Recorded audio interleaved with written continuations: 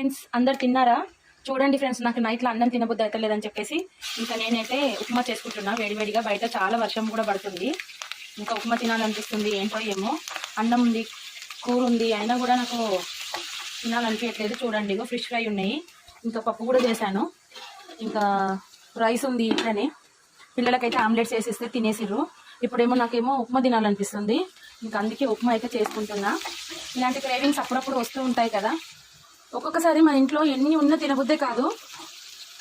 ఎందుకో నాకే ఇలా అనిపిస్తుందా, అందరికి అనిపిస్తుందా, నాకు కామెంట్లో చేయండి. ఇంకా ఈ 10 o'clock అయితే నేను ఉప్మా తింటున్నా. అంతే కదండి, మనకు నచ్చినప్పుడే మనం మంచిగా చేసుకొని తినాలి. ఉన్నన్ని రోజులు హ్యాపీగా తినాలి, ఉండాలి. మీకు కూడా అంతేనండి? తినాలనిపించినప్పుడు వేడివేడి ఏదైనా చేసుకుంటే నా కామెంట్ సెక్షన్లో కామెంట్ చేయండి. వేడివేడి ఉప్మా అయితే